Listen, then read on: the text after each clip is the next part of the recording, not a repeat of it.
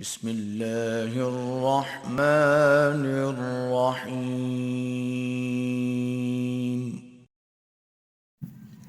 Assalamualaikum warahmatullahi wabarakatuh.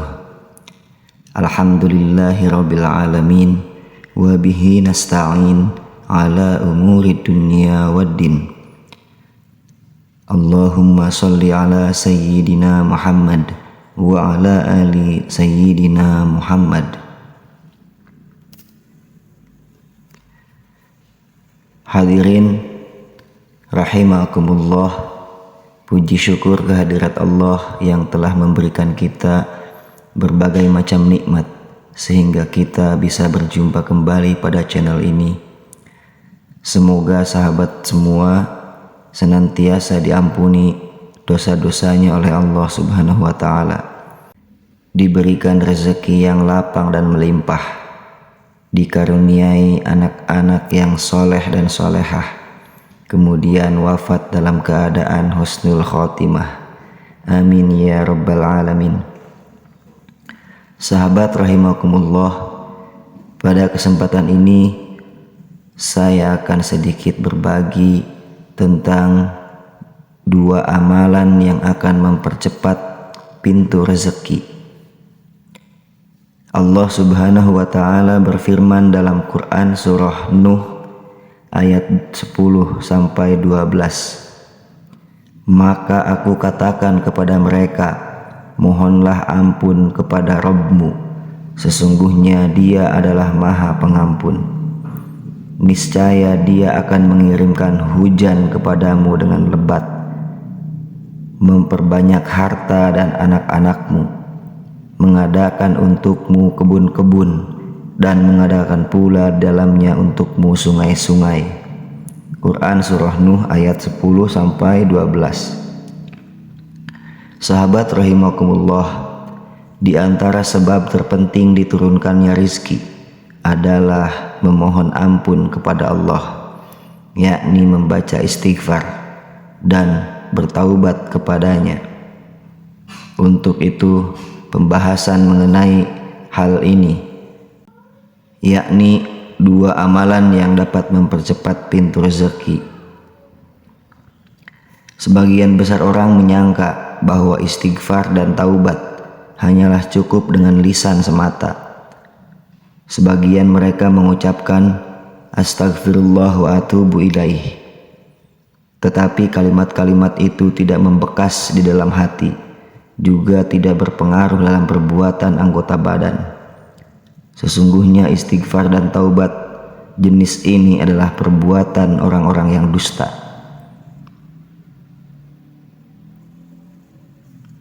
Imam Ar-Raghib Al-Asfahani menerangkan, dalam istilah syara, taubat adalah meninggalkan dosa karena keburukannya, menyesali dosa yang telah dilakukan, berkeinginan kuat untuk tidak mengulanginya, dan berusaha melakukan apa yang bisa diulangi atau diganti. Jika keempat hal itu telah terpenuhi, maka syarat taubatnya telah sempurna.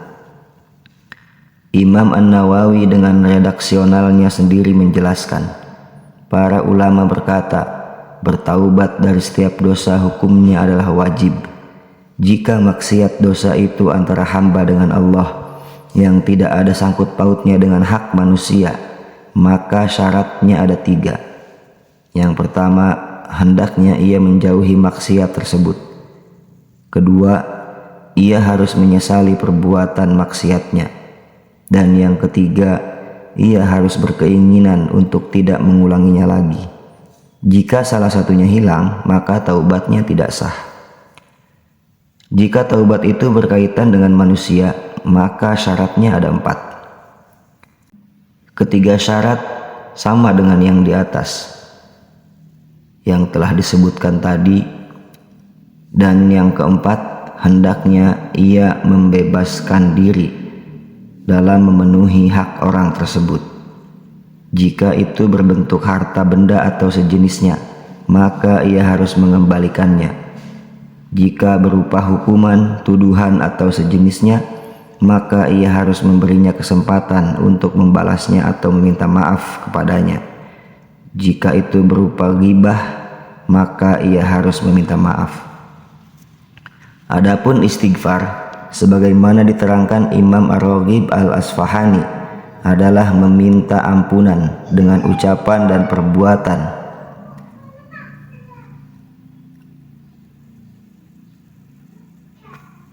Allah berfirman dalam Quran surah Nuh ayat 10, "Mohonlah ampun kepada Tuhanmu, sesungguhnya Dia Maha Pengampun."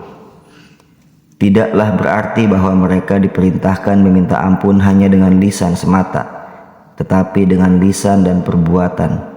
Bahkan hingga dikatakan memohon ampun atau istighfar hanya dengan lisan saja tanpa disertai perbuatan adalah pekerjaan para pendusta.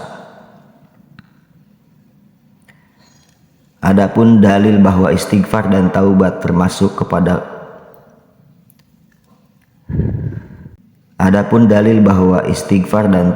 termasuk kunci rezeki. Ada beberapa nas Al-Quran dan Al-Hadis menunjukkan bahwa istighfar dan taubat termasuk sebab-sebab rezeki dengan karunia Allah. Yang pertama, apa yang difirmankan Allah tentang Nuh yang berkata kepada kaumnya dalam surah An-Nuh ayat 10-12, jelas Allah berfirman, "Maka aku katakan kepada mereka, mohonlah ampun kepada Tuhanmu, sesungguhnya Dia adalah Maha Pengampun. Niscaya Dia akan mengirimkan hujan kepadamu dengan lebat dan membanyakkan harta dan anak-anakmu, dan mengadakan untukmu kebun-kebun, dan mengadakan pula di dalamnya untukmu sungai-sungai." Ayat di atas menerangkan cara mendapatkan hal-hal berikut dengan istighfar. Yang pertama, ampunan Allah terhadap dosa-dosanya. Kemudian hujan yang lebat oleh Allah. Ibnu Abbas radhiyallahu anhu berkata, adalah hujan yang turun dengan deras. Kemudian Allah akan membanyakkan harta dan anak-anak. Niscaya Allah akan membanyakkan harta dan anak-anak kalian. Kemudian Allah akan menjadikan untuknya kebun-kebun. Lalu Allah akan menjadikan untuknya sungai-sungai. Imam Al-Qurtubi berkata, dalam ayat ini juga disebutkan dalam surah Hud adalah dalil yang menunjukkan bahwa istighfar merupakan salah satu sarana meminta diturunkannya rizki dan hujan. Sahabat rahimakumullah, Al-Hafidh Ibnu Katsir dalam tafsirnya berkata, maknanya jika kalian bertaubat kepada Allah, meminta ampun kepadanya, dan kalian senantiasa mentaatinya, niscaya Ia akan membanyakkan rizki kalian dan menurunkan air hujan serta keberkahan dari langit, mengeluarkan untuk kalian berkah dari bumi, menumbuhkan tumbuhan-tumbuhan untuk kalian, melimpahkan air susu perahan untuk kalian, membanyakkan harta dan anak-anak untuk kalian, menjadikan kebun-kebun yang di dalamnya bermacam-macam buah-buahan untuk kalian, serta mengalirkan sungai-sungai di antara kebun-kebun itu untuk kalian. Demikianlah, dan Amirul Mukminin Umar bin Khattab juga berperang dengan apa yang terkandung dalam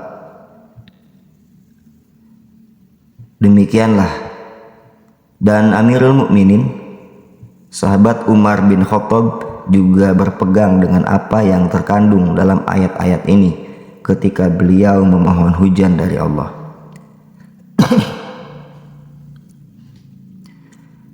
Bahwasanya Umar keluar untuk memohon hujan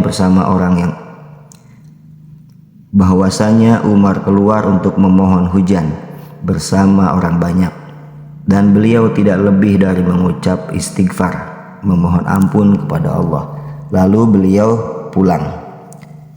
Maka seseorang bertanya kepadanya, "Aku tidak mendengar Anda memohon hujan." Maka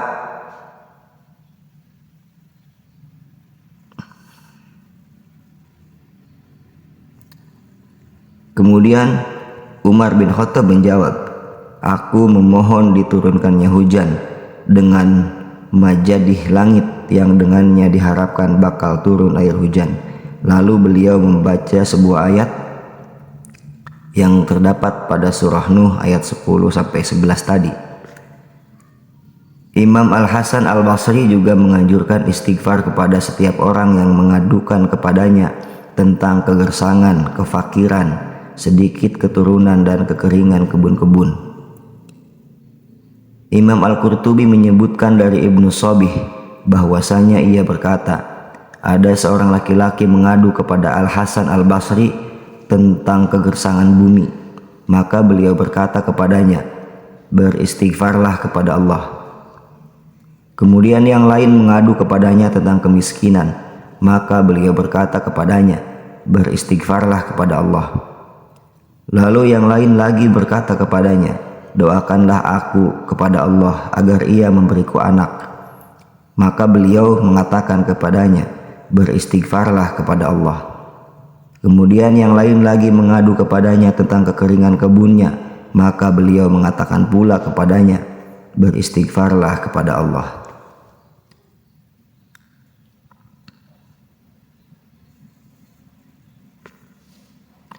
Mohonlah ampun kepada Tuhanmu, sesungguhnya Dia adalah Maha Pengampun. Niscaya Dia akan mengirimkan hujan kepadamu dengan lebat dan membanyakan harta dan anak-anakmu, dan mengadakan untukmu kebun-kebun, dan mengadakan pula di dalamnya untukmu sungai-sungai. Hal ini jelas tertuang dalam Quran surah Nuh ayat 10-12. Subhanallah, betapa agung, besar dan banyak buah dari istighfar.